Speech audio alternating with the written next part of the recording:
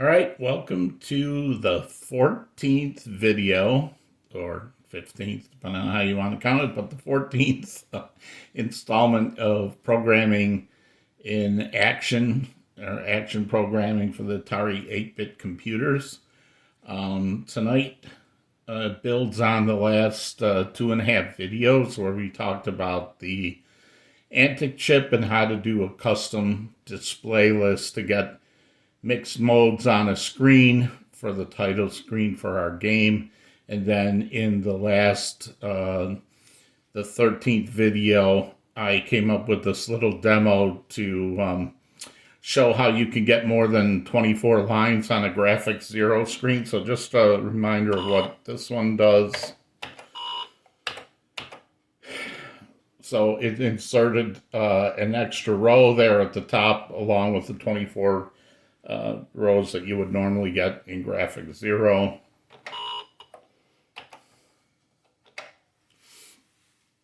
So tonight we're going to talk about how to do display list interrupts. It's actually really easy in action, and in BASIC you need to write your display list interrupts in machine language, but in action you can actually write most of your display list interrupt right in regular action code. You just need a little bit of machine code, which I will show you tonight how to do it and how to call display list interrupt from your program.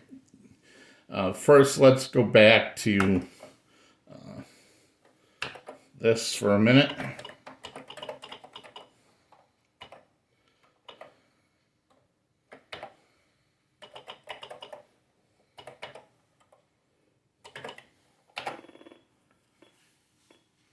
So I've been using this chart to talk about display list instructions, mode 0 to insert blank scan lines and jump to memory locations, and then the different text modes and one, in the rest of the graphics modes. And we had talked a little bit about how we use this bit here and some of these bits. So for blank scan lines, these bits are used to tell how many blank scan lines. This bit's used to tell it whether to do a immediate jump to a memory location or to wait until the vertical blank interrupt. But we're done talking about those. I'm going to delete this just because I want this to be shown on the screen here. So, and same thing here, this load memory scan bit for these graphics. Tonight we're going to talk about this bit here, this E, what I call E. And what that is the enable interrupt bit. So when this bit is set, it will tell Antic when it gets to this instruction in the Antic display list, if this bit is set, so if I set this to 1,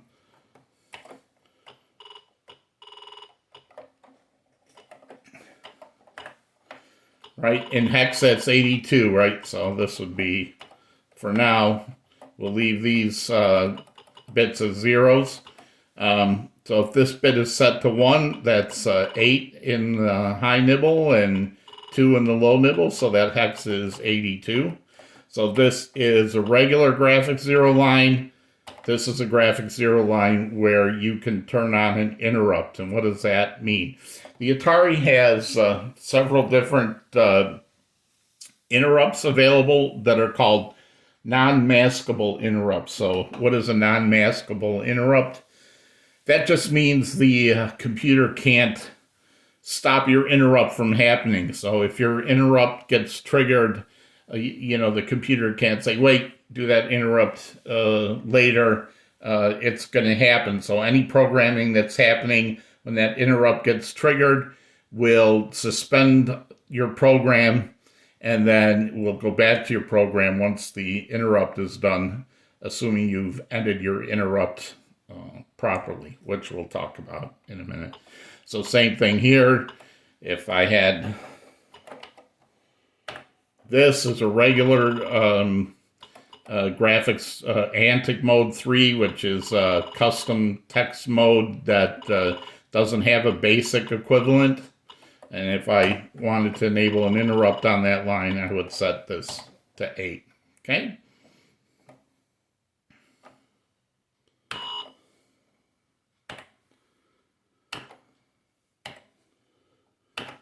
So I'm going to go back to typing as we go, so you understand what I'm doing bit by bit. But I did have this tested beforehand, so hopefully no mistakes. So the first thing we're going to do is add the few bits, the few machine language instructions that we're going to need to do display list interrupts in action. Let me go back and talk about the 3 interrupts since I got interrupted. So when I am in this screen mode, this is the first interrupt there is, right? I can press the reset button, and in this case, I have a special program loaded so that when the reset button is pressed, it goes to a memory location, which is called a vector. A vector is like a memory location that holds another memory location. It just basically says, jump from here to this place to execute some instructions and then go back to what you were doing. So when I press the reset key, that's when it says, okay, turn the screen white, turn the characters black, put the margin at 0, and put it in insert mode. The other type of interrupt that happens is the vertical blank interrupt, which happens when it gets down to the, as the screen is being drawn, when it gets down to the bottom of the screen, the electron gun turns off and then goes back up to this top corner to start drawing the screen again. Again, remember from last videos, it's actually drawing some blank lines up above the window here that you can't see before it gets to the visible portion. But where this turns off down here and goes back up to here, there's some time involved there called the vertical blank period, where the Atari actually, the Atari OS operating system does an interrupt of its own. So it does updating of registers, which we'll talk about more in a minute, and it does all the housekeeping and checks keyboard presses. It does all kinds of stuff, right? So the last kind of interrupt that there is the display list interrupt. So the Antic chip is drawing screen memory down the screen here. There's lines, horizontal scan lines being drawn across. And when it gets to the end of a scan line over here, it turns off, it goes back over here, and then draws the next line. So that brief period where this turns off and goes back over to the left side is where you can do your display list interrupt. It's super, super short, as you can imagine, because this vertical blank one is happening, 60 times a second. And these are happening even faster, right? Because there's 320 scan lines. So divide that. So you have very few precious moments to do something in that time period here. But the good news is action's fast enough to do that. So let's now talk about how you implement that. So we're going to add some machine language instructions that we're going to need. This first one is return from interrupt. Our display list interrupt always has to end with return from interrupt.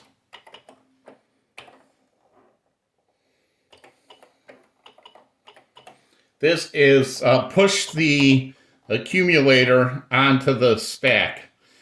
There are 3 registers that the Atari 6502 uses that need to be preserved in a display list interrupt. The X register, the Y register, and the accumulator, which is like the A register. So you have A, X, and Y. And the reason is that your program may have values in those registers. And when you call your display list interrupt and start doing some other code, your code may change the values of those registers. So then if you handed it back to the original program and you changed what was in those registers, that code could crash, right? Because it doesn't have the values it was expecting. So when we do a display list interrupt, the first what we need to do is save what's in these registers onto a place called the stack, which you can think of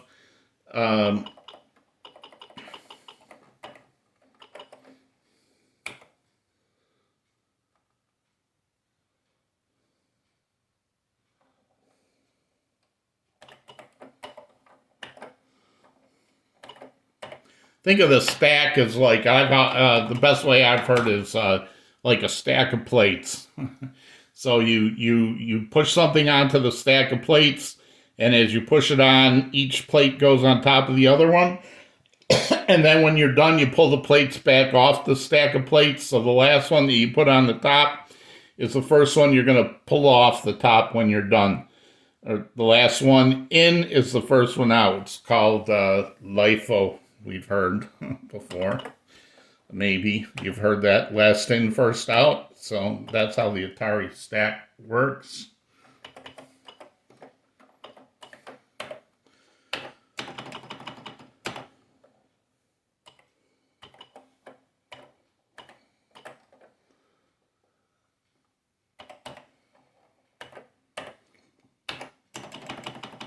And all these instructions are just to push those plates out onto the stack and then pull them back off the stack when we're done.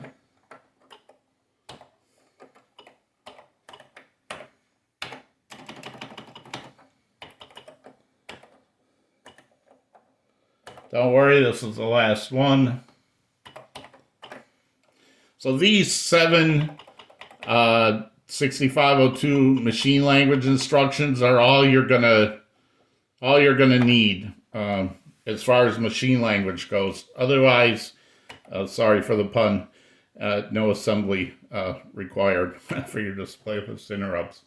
All right, we need to add some new byte variables here, and I'll explain them one by one. Again, these are all in mapping the Atari. This first one, non-maskable interrupt enable. So this is a location in memory where we can tell the computer to say, turn on display list interrupts, make them available. So like you could write a display list interrupt, you could set up your display list. If you didn't enable it to do it, display list interrupts, they won't happen. So you need to flip a byte in there, or bit in that memory location, which we'll talk about in a bit. The other thing that we're going to need is, I think I've talked before about shadow memory locations. So this is a shadow for a location in ROM. This is a shadow location for a location in ROM. This is, and actually these colors are too. This is a shadow location for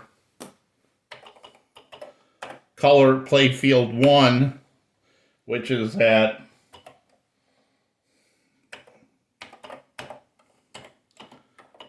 and color 2 is a shadow location for a location in ROM called color playfield 2.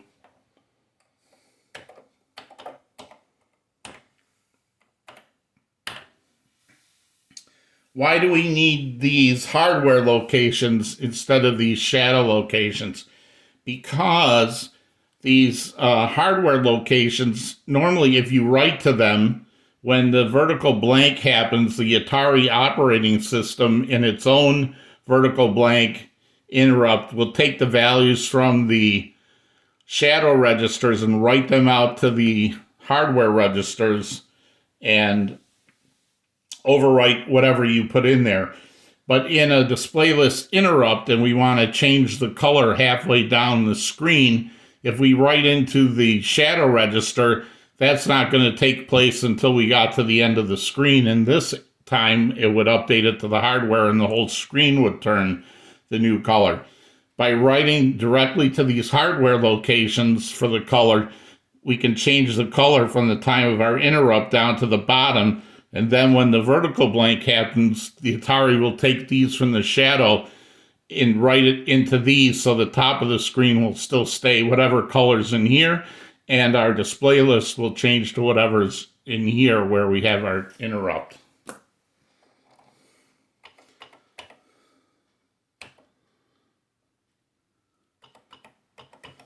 We also need one more card variable for an address. And this is the vector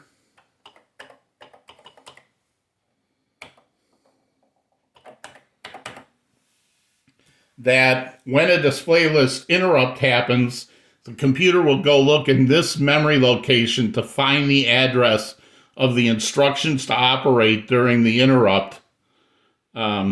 So we need that one as well. In our display list, about halfway down the screen, we're going to turn on the,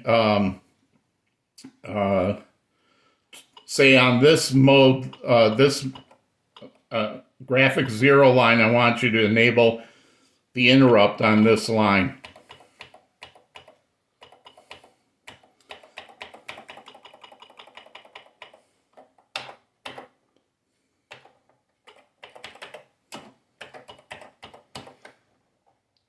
Here's how to write a display list interrupt in Action.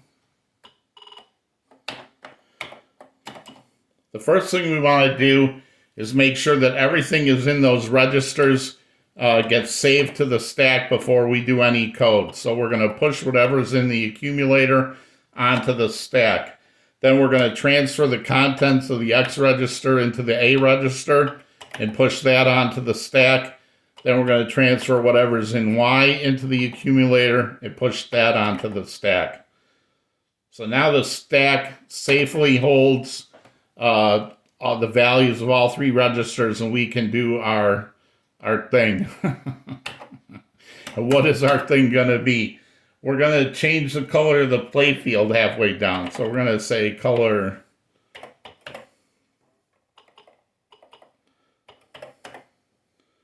So if you know down here in the main, if you remember here, we set the color to the color of the background to white. So we're just going to change it to a different color here.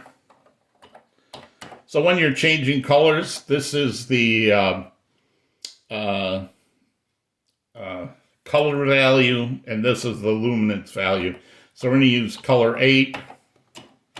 And in graphics mode 0, this is not as important, the 8 part, because it only looks at the luminance in graphics 8.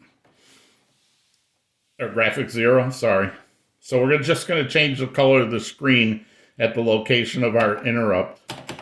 That's all there is to it. This is action code. Then when I'm done, I have to get those values and put them back where they were. So I'm going to pull the top thing off the stack into the accumulator. And since the last thing we saved was Y, I need to transfer that back into Y. Then I pull from the accumulator again. That was what I got from X. I pull it one more time, and I don't have to put that anywhere because that was actually what was in the accumulator. And then the final bit, final machine language instruction is return from interrupt. So if you start your display list interrupts with this bit of code and end with this bit of code, you can put action in the middle. And generally it will be fast enough to do that. So we only have a couple more things to do. So the first thing we need to do is turn on the high bit. So in this memory location that enables the interrupts, there are the 3 high bits are the ones that are used. The very top bit is for display list interrupts, and the top bit is always an 8.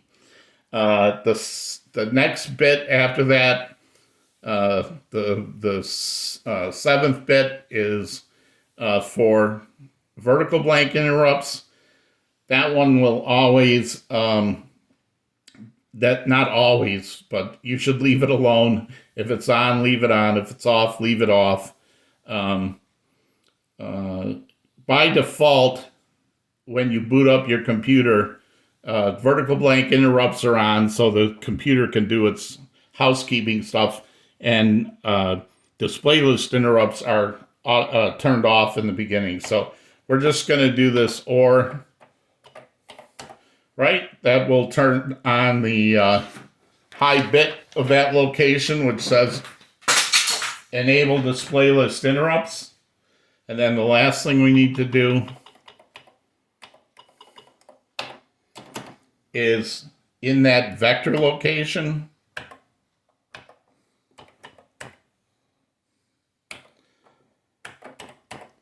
so give it the address of our display list interrupt. So remember, if I name whatever I name a procedure, if I just refer to the name, that's the address of where that procedure is.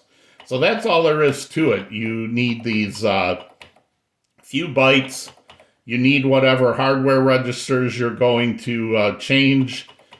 You need this non-maskable interrupt enable location, and you need the memory location holds the vector to your thing, and then flip the bit where you want the display list interrupt to happen. Your display list interrupt should start with these and end with these, and then do some stuff in the middle. And then we're going to expand this in a minute, so, but just to show you this part so far.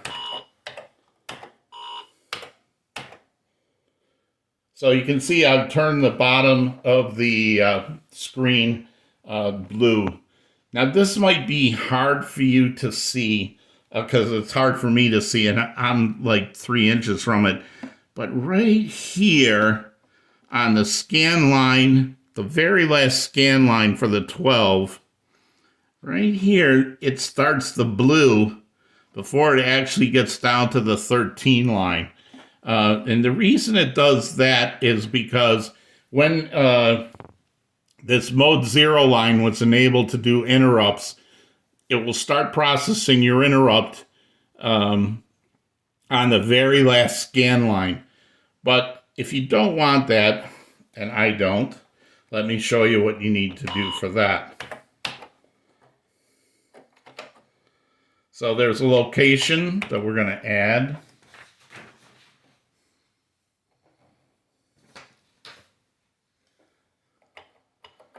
Oh, right here. Called wait for sync. That's at D40A. And what that does is it says, hey, I know you want to do a display list interrupt, jump to that interrupt and start executing those instructions, but I want you to wait until that last scan line is completely drawn. And when it gets to the end and it turns off the drawing to go back to the left side, that's when I want you to start it. So all we have to do there is down here in our interrupt routine itself, just set it to something other than 0. And all that, as long as it's something other than 0, this tells when it starts executing your display list interrupt, it says, don't do this other stuff until it gets to the end of that last scan line. So, and again, you probably can't see this, but that little bit there of blue on the line above is now gone. All right, so that is a way to do display list interrupts.